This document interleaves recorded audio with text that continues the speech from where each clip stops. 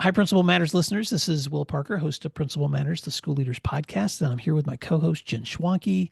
And before we jump into this week's conversation with a good friend of mine, Brent Jaco, you're going to love this conversation. Superintendent from Pecos Barstow Toya ISD in Texas. Jen, we always start with the Q&A. And the question of the week is supported by Summer Pops Math Workbooks. Principals, when students practice math over the summer, your math scores go up. So what's your summer math plan? A great way to start is by ordering free summer workbook samples at summerpopsworkbooks.com. And Jen, when I talked to Pete, who is my friend who you order from at Summer Pops, he sent me some of those samples, and my wife Missy, who was a math teacher, read through them with me, and she was like, thumbs up. These are ones that Principal Matters needs to be supporting. So check those out, Principal Matters at summerpopsworkbooks.com. But here's our question before our interview this week. How, and this comes from an administrator who wrote this question into a survey I sent. How do you foster collaboration within your admin team? And I know that question may apply to some people who are on teams, because I know some principals are solo, but we work with principals who are in big teams. So admin team can mean a lot of things. So let's go there for a minute. What would you say to that person? I think about teams in administration, or even teacher teams or central office teams. We spend so much time together, and it becomes a lot like a work family. And in that sense, we really need to know one another, and we need to give one another grace. But we can't give one another grace unless we know each other, know one another. I think about a friend of mine who, she works in Michigan, but she got a principal job over their current sitting assistant. And the other two assistants loved this assistant and thought that he should have gotten the job.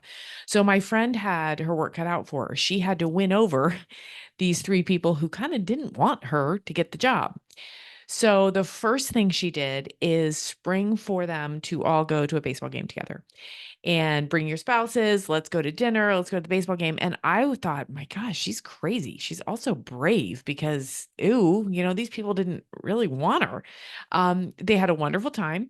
She posted pictures of it on social media, which was a public announcement of camaraderie and connection. And then she set up various other things throughout the year where just the families got together. And over the course of a year, they got to know her. They had to have admired her courage in saying, we're going to get along. We're going to make this work. And then they all they became friends, and they became people who watched over one another, picked one another up when they were down. And I think it started with a baseball game. And then, of course, there's those obvious things, right? It's don't talk about each other. If you have a problem, go straight to the person. It's weekly check-ins, maybe daily check-ins. It's making sure that you are being the kind of assistant and friend and colleague that you need and want, and just checking yourself on that. And that those connections, caring about one another, that's really what it's about. So as I'm talking, Will, you're nodding because you're probably thinking in your head about some examples you have. I'm just like everything you said. I'm just like, yep, check, check, check. Yeah. Those are all so important. I would add that for some reason in my mind, I just keep thinking trust, trust, trust. Mm-hmm. Like because especially when it comes to admin teams, you're like, if these are your work family members, which they are, what happens with admin teams. It's like families. Kids try to pit mom against dad, or dad Mm-hmm. against mom, or grandparent against parent. And it's the same thing that happens in schools. And so that admin team has to become like the strongest links that you have in terms of trust. If I'm not here, you're going to speak for me. Mm-hmm. I've got your back when you're not here. I would do in this situation what you would do if you were here, because that's how you build trust. So having said that, I'll just add a few things that I think are maybe some, I don't know, things I've seen done that are helpful. One, just to come back to something you said, if you're bringing in a new admin member, man, celebrate them, publish them, do a highlight on them, make sure people know who they are. I remember when I joined the team at my last school, as first I came in as an assistant principal, and later I became the principal there. They took a photo of me with my family. They put it in the local newspaper. They put it out on social media. They made it such a big deal. It made me feel so welcome. So that, and Hmm. that became our practice for anyone else that we brought in Hmm. at that moment. Um, if you're at the high school or secondary level and you have to do a lot of game supervision, then host some tailgate parties. Get Hmm. together on those times where you have to be there anyway to supervise and make it fun. My former superintendent, Rick Thomas, used to host tailgate parties either for all the admins before a game, or sometimes he would even have potlucks at his house before the game, because depending on where we were, schedule time together, which means that if you don't already have it embedded in your schedule of when you're going to circle up and huddle up with your team, you need to be doing that. It needs to be a scheduled time every single week. And like you said, sometimes there needs to be debrief moments every single day, just so that you can just kind of run through the things that both of us need to know, or the group of us needs to know. Um, so I'll stop there because I know this is just a Hmm. 5 minute Q&A, but I think that the dynamics of a strong admin team can really make your work so much more valuable. And you're right. If you sense that there's any place within that relationship where trust is being threatened or has been damaged, you need to address it immediately. Hmm. Because, I mean, there is no more important relationship to me than knowing that as a team, we've got each other's backs and we're there for each other so that we can have a unified front when it comes to the important work we're doing. Right, right. Yeah, I think it's intimidating to think about how to bring a team of leaders together because leaders all want to be the leader, right? But it is it's there's nothing more powerful than a group of leaders who are working in, kind of in concert, as they say. Everybody has their part, everybody has their voice, and it comes together to create some beautiful music. Well, this Q&A was a really great segue to the conversation you're getting ready to hear with when I talked to Superintendent Brent Jaco, because Brent, I've been able to visit his district a couple of times. I've been able to work with some of his teams virtually through Grow Academies. And so I've gotten to know his admin teams. And man, you talk about some really great examples of cultivating and fostering trust in a community that has seen dramatic improvements over the years. And so, Principal Matters listeners, I hope you take away some important thoughts from that conversation. And Jen, if folks want to connect with you as they're stepping into this week, how can they do so? Absolutely. Find me at jenschwanke.com. And you can always find all of our resources at williamdparker.com. I hope you enjoyed today's conversation, and thanks for doing what matters. Thanks, everyone. Principal Matters Podcast, episode 433. Hi, friends. This is Will Parker, host of Principal Matters, the School Leaders Podcast, where each week we bring you inspiring, innovative, and imaginative ideas for your own school leadership. This week, we're going to talk about the benefits of trust with my special guest, Brent Jaco. Brent Jaco is in his 5th year as superintendent of Pecos Barstow Toya ISD in Pecos, Texas, and he has led the district through amazing improvements, including the passage of 2 bonds since 2021, totaling over $625 million. These bonds enabled the construction of 2 new elementary campuses, the first in over 45 years, along with new facilities for maintenance, child nutrition, technology, and a state-of-the-art career and technology education wing at Pecos High School. He's been an athletic trainer, athletic director, assistant principal, and principal before moving into district administration. Mr. Jaco possesses a master's in business admin with a focus on organizational leadership from Ashford University and an undergraduate degree from the University of Houston. Before his career in education, he honorably served our country as a U.S. naval officer from 1994 to 1998. Not to date you, Brent. But Brent Jaco, welcome to Principal Matters Podcast. Why don't you fill in the gaps on that intro and tell listeners something they may be surprised to know about you? Well, it's a pleasure to be here with you and with all your listeners. I think you covered it pretty well. I have had a great career and really have enjoyed each and every ride. A lot of diversity along the way, and it has allowed me to grow and develop my leadership in that journey. Well, you and I have known each other long enough now, Brent, that I consider you a dear friend. We met all the way back when you were also serving in the Texas Association of Secondary School Principals in that role before you stepped into district administration. I didn't even put that in the bio, but thank you, first of all, for your leadership, but mostly for your friendship. And I'll say this so listeners know, if you ever want to enjoy the outdoors, camping, or a Jeep ride on the beach, I mean, Brent Jaco is the man. That's it. So yeah, you're the man. I have a great Jeep. I love it. We have an off the road, off the grid trailer, and we like to get out and get away, and it's a lot of fun for us. Well, today I want to talk about the benefits of trust because I have had the privilege of working with your leaders, visiting Pecos a couple of different times. And I've told you this in person, Brent, but I love the town where you serve. And one of the things I love about it is how integrated the school is with that community. And I'll just say this as someone who came down at the beginning of your tenure there and then just recently came down to visit again. The transformation in your school facilities and campuses, and frankly, in the whole community because of what's going on in the school is tremendous. So, first of all, kudos. And I wanted you just to, if you wouldn't mind, because I love to study great examples of how leaders build trust. And so we're going to, in today's conversation, I want to dig into trust with you. But before we do that, first, just take a moment to tell us about Pecos and let listeners know a little bit more about your community and some of the things you're most proud of going on in your school district. Pecos is a small rural West Texas town where we're at the start of what's considered far West Texas and in a desert, and about 10,000 people, oil and gas rich, but property poor in that regard. We have about 75% economically disadvantaged students, high Hispanic population of about 92%, and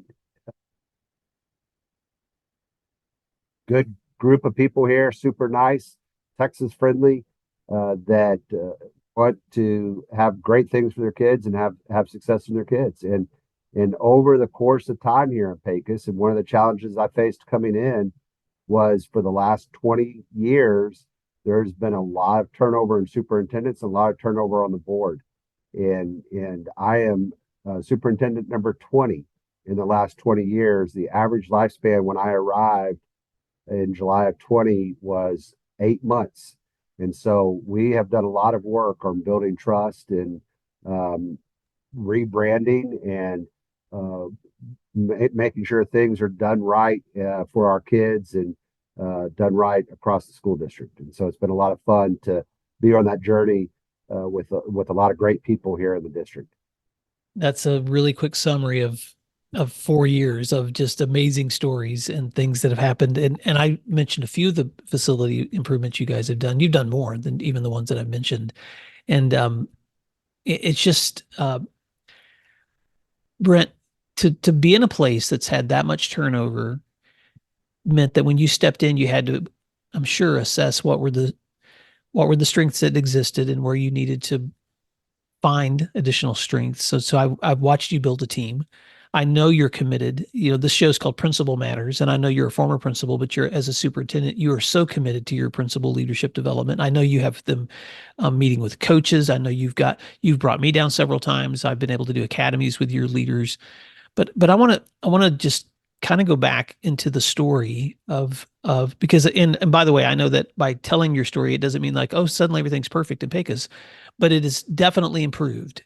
And so tell us that story. I would just love to hear, how were you able to establish the kind of trust that it took to get your district to the place of stability that it is now? Right. You know, having a good understanding of organization and change management really, I think, benefited me on this journey. But I recognized early on that there was a lot of trust factors and trust issues in the district, and I think that's really easy to recognize when you have that much turnover, that people are kind of in survival mode. Am I the next man out? We know that when superintendents change, there's usually several other positions that change with it, and that was no different here. And so we had to come in and kind of shore up the ground and start to work on building trust. And that was my first goal, was trying to build trust within the district, within the organization, within my immediate direct cabinet team, of them working to build trust with the people that they led. And over time, we've come a long way with that, and it's worked to benefit us in the passage of bonds, and the community trust has improved as well.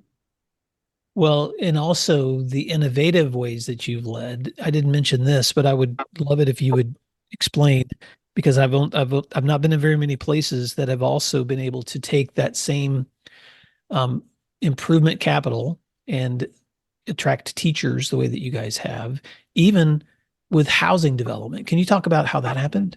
Right. Yeah. So a lot of things. We came in, and there was a lot of, not only trust issues I've talked about, but there was a void in so many areas within the district.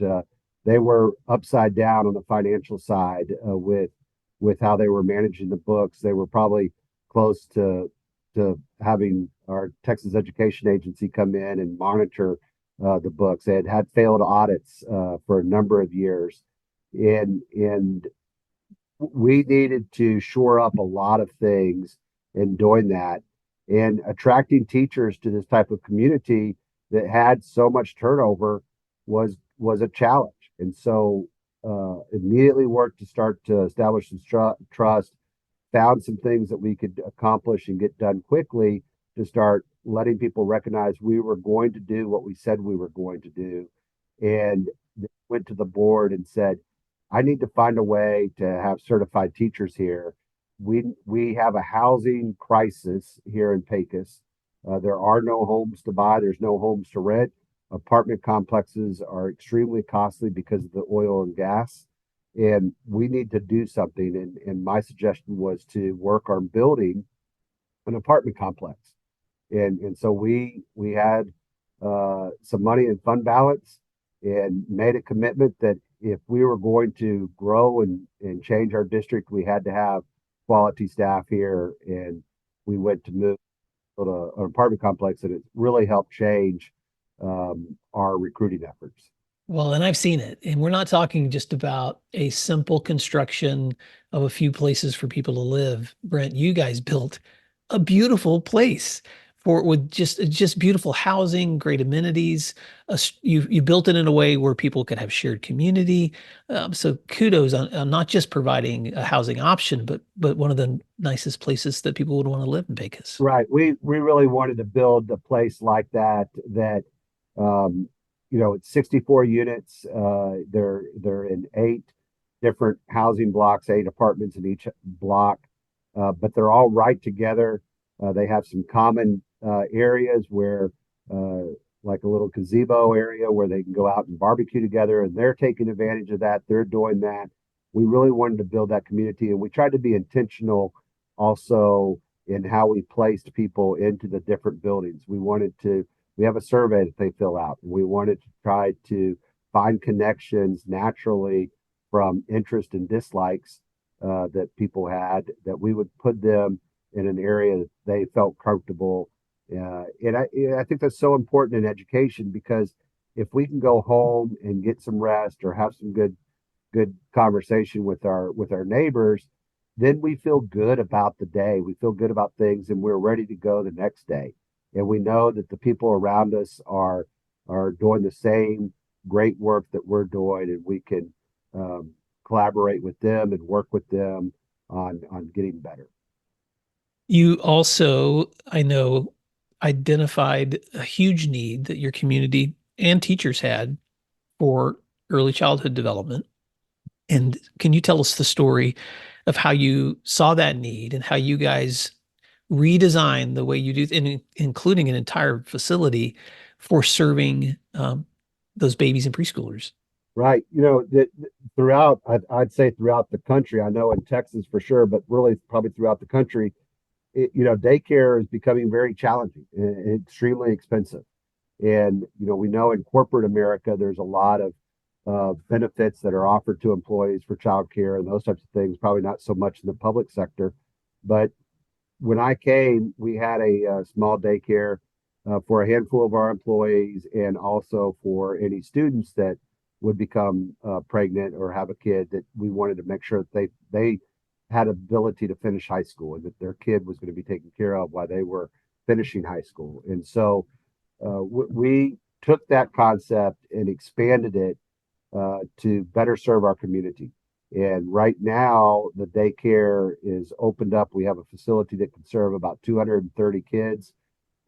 We partner with our local taxing entities and allow them to come and be a part of our daycare. And just interestingly enough that you brought this up, Will, earlier this week, the Texas Workforce Commission reached out to us and asked if they could now partner with us on our daycare as well too, and they want to do that, and so they're willing to partner and be a part of what we're doing with our daycare. And I foresee us opening it up to our community, full force coming next year or even as early as the spring, just because we have some room and we want to make sure that we're serving our kids. And what I'm so excited about is at 6 weeks old, they can get in and we serve them from 6 weeks to 3-year-olds. And we have curriculum for them. We train our teachers. We send them off to preschool type of training and to get coached up on that. And so I know our kids, our littlest learners, are going to be well prepared for pre-K, 4-year-old school that we offer in our regular campuses.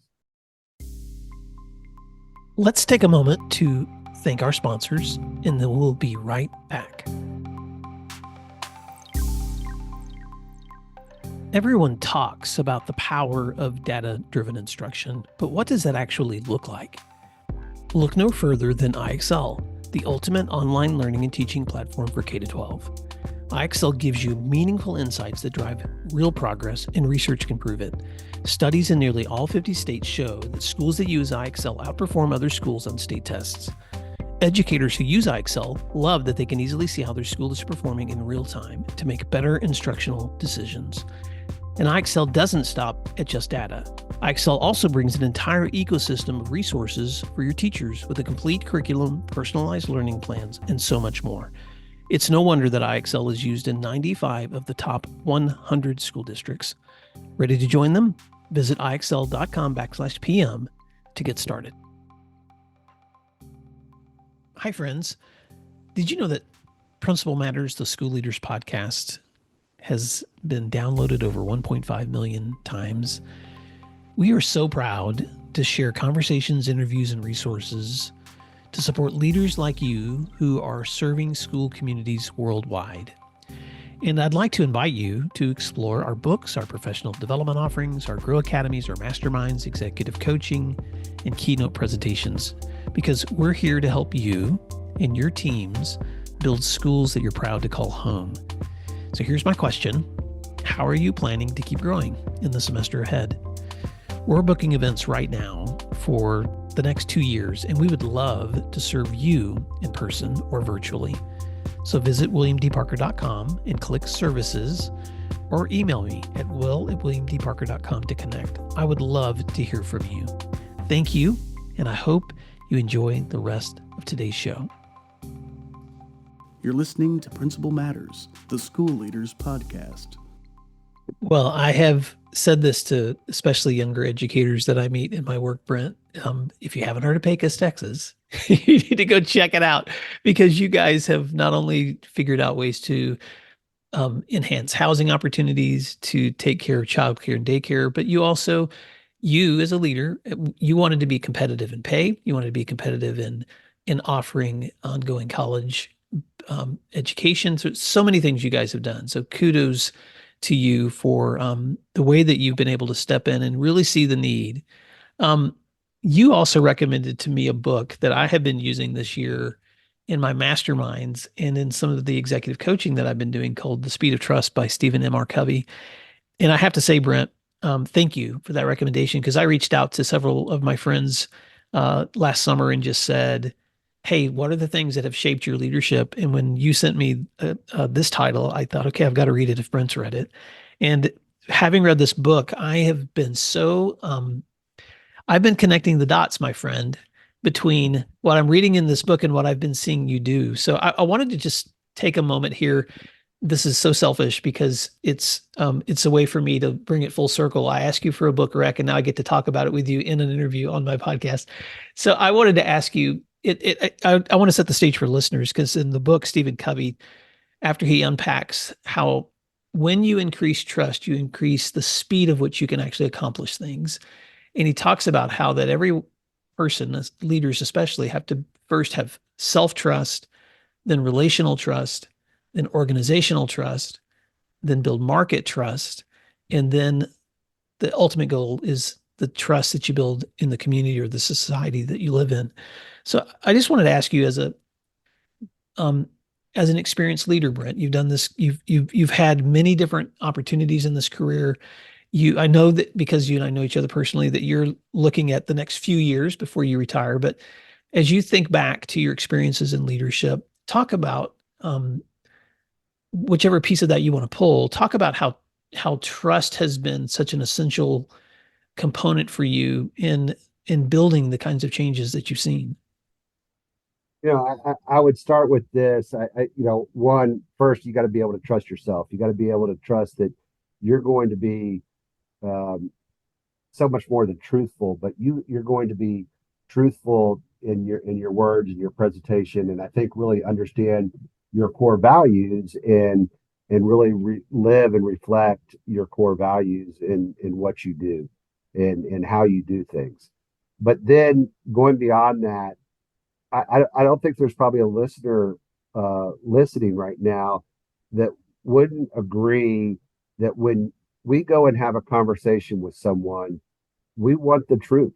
We don't want to be misled or half truths, or we want the whole story, because as leaders, we have to make decisions based on the whole story. Mm-hmm. And we want to make good decisions. We don't want to make I don't like having to shoot from the hip and not know everything that's taking place. And so if the more information that I can get, the better decision I can make, the better decision my teams can make. And so, having that as an expectation in our conversations is really important. And sometimes the truth or the all the facts are brutal, and we know that, and that's okay.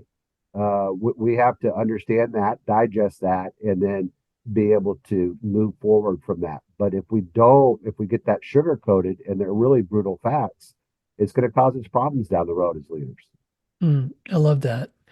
Two things that I want to reflect on that you said. One is that self-trust means that you can look in the mirror and know that that you have the core values, that when you're stepping into situations, you're trying to navigate them based on what you know is best for others.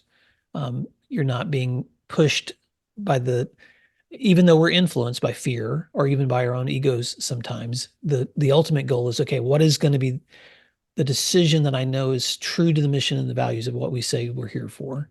And then the second thing I've heard you say is that in the relationships that you build with those around you, that you have to make decisions based on, with clarity, even if it's the brutal facts, and give me the truth, and I'm going to give you the truth. And I also know, Brent, from your practice too, that that also means not making promises you can't keep. But when you do make a commitment, you follow through and you deliver. And if you don't mind, I would love for you to just sit on that for just a moment, because I know that early in your time at Pecos, and this isn't to cast any shade on the people before you, but I know you were stepping into a situation where you knew improvements needed to be made. And you also realized that you had to prove yourself first to your community that you could keep promises before you could expand to the things you're doing now. So tell us how you were able to kind of manage that dynamic. Well, we came in, and I think one of the things, there was a lot of dysfunction taking place. And so we just quickly tried to shore up what we could and talk about that and paint a vision. I think that's what's so really important for a leader to be able to do, is despite what all is going on around you, that you are able to have this vision of where you want to go, and you're able to articulate in a quick elevator speech, articulate how you're going to get there and what are some things that need to take place and happen, and really kind of start to show that you'll get there. And I believe you start to bring people along when you're able to do that. Or you hear pushback, and it makes you pause and think about, okay, the vision doesn't need to necessarily change, but maybe my path needs to, just shift a little bit, or I need to be better at explaining X or something along that line that will help articulate direction and the work that needs to be done for us to move forward. And so we did that initially and tried to get things in place before going out for our bond in 2021. I came in July of 2020. They had two significant failed bonds. There was a lot of mistrust, mismanaged finances, and we worked hard to right the ship. I had a lot of community meetings, was out on the stump, if you will, for trying to pass a bond. And in May of 2021, we had the election. Two propositions, one passed by 55%, the other passed by 3 votes. So I knew that there was still a lot of work to do. And part of the bond, passing of the bond, was that we were going to open up 2 new elementary schools 2 years later in August of 23. And we delivered on that. In August of 23 last year, we opened up 2 brand new, beautiful elementary schools, did some grade level reconfiguration, and delivered the buildings that we said we were going to deliver. And the community instantly really began to see we were going to do what we said we were going to do. And then in May of 23, I went out for another bond, 446 million, and a little over 446 million. And all 3 propositions passed at 66%. So a huge difference in what the trust level was between the school district and the community. And it was really exciting night when that bond passed. That's amazing. And I love that story. I've walked those elementaries, and they're just such beautiful facilities. And I remember you telling me, Brent, that when people stepped in there and they saw that it was what was promised and it was delivered on time, which, by the way, I know almost no districts whose buildings get opened on time. But you gave them what you promised and you opened it on time, that you knew that, okay, we're ready for another. And you saw, and the numbers speak for themselves when you've had a history of failed bonds, and now you're suddenly seeing 66% of your community saying, let's do it. So congratulations.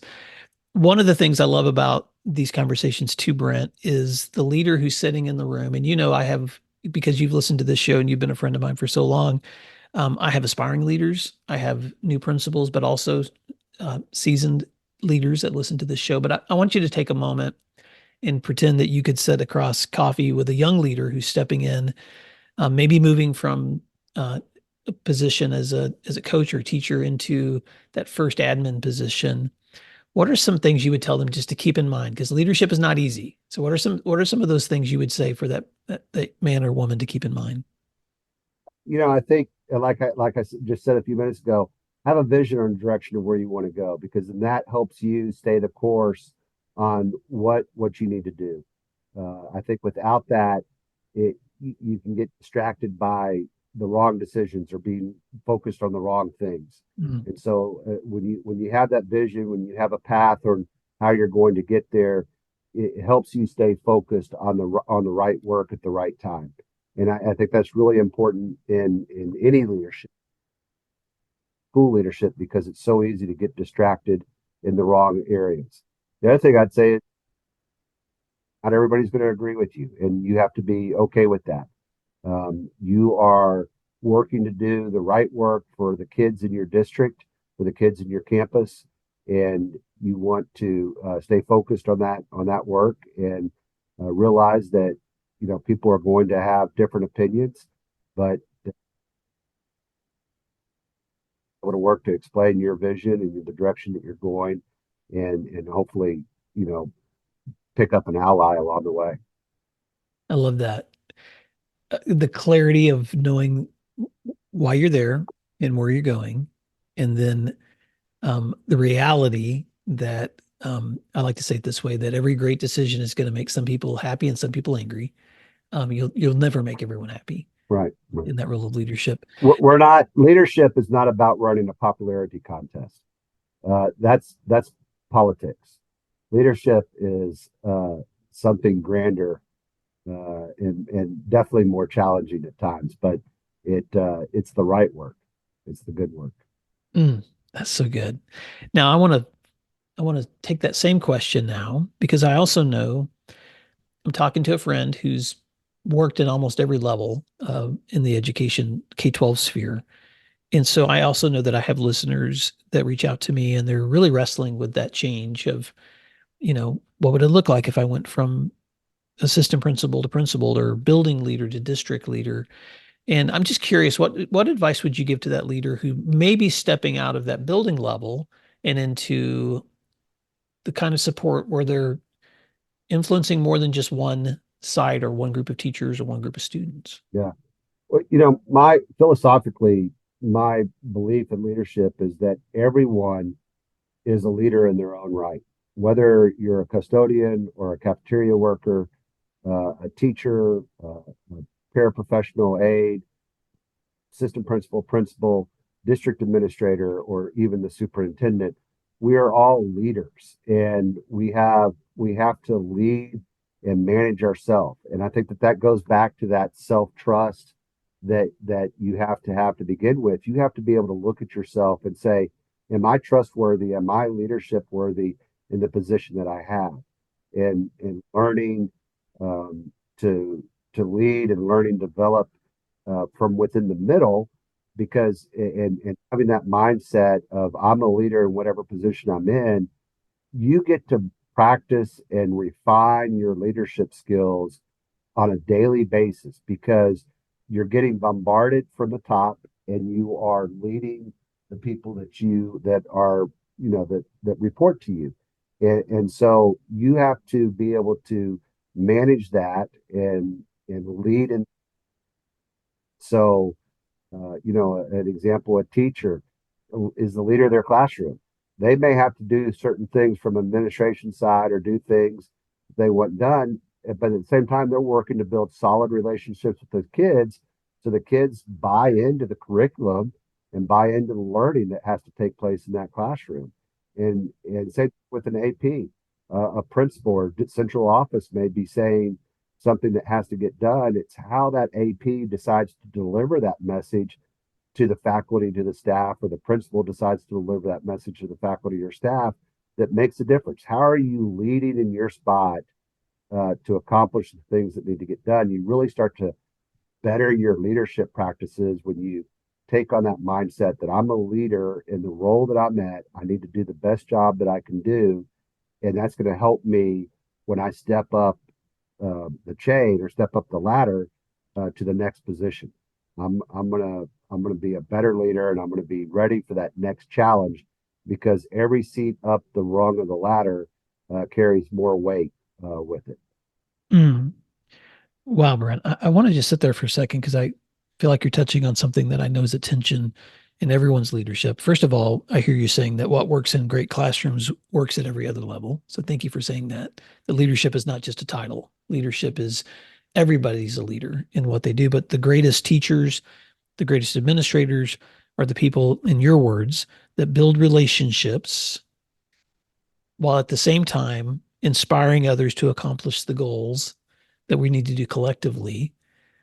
Another way to say that, and this might be your formal naval officer training coming out, is learning to follow the orders that you're given, and by inspiring the people around you to also want to follow the orders. Right, absolutely.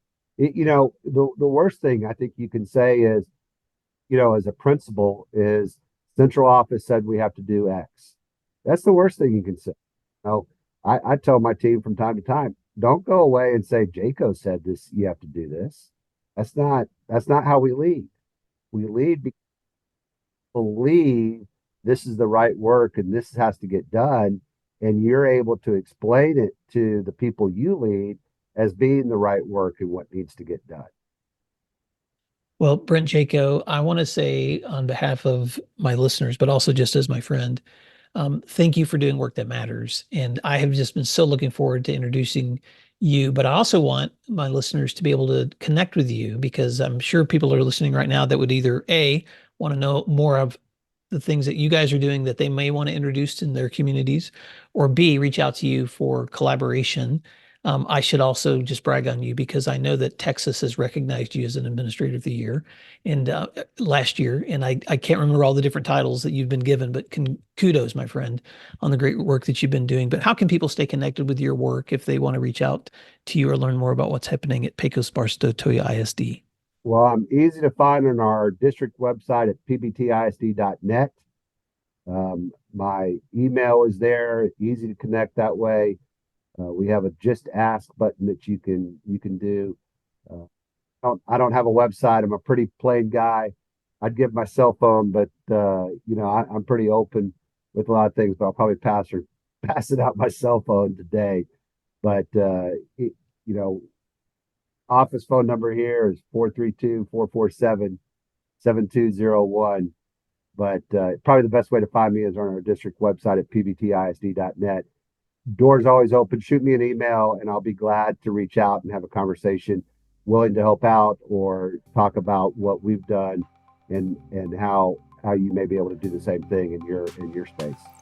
Well, Principal Matters listeners, I just want to thank you for taking this time today to learn together with me on how to build the trust that's necessary for great things to happen within your sphere of leadership. And Brent, Jaco, thank you, my friend, for doing what matters. And I can't wait to see you again soon. And listeners, we'll see you next week. Thank you for listening to today's episode of Principal Matters, the School Leaders Podcast. If you enjoyed the show, would you take a moment and like, share, subscribe, or leave us a review? In fact, if you share it out with a friend, even more people can become a part of these conversations. Sign up for our newsletter at williamdparker.com for even more free resources.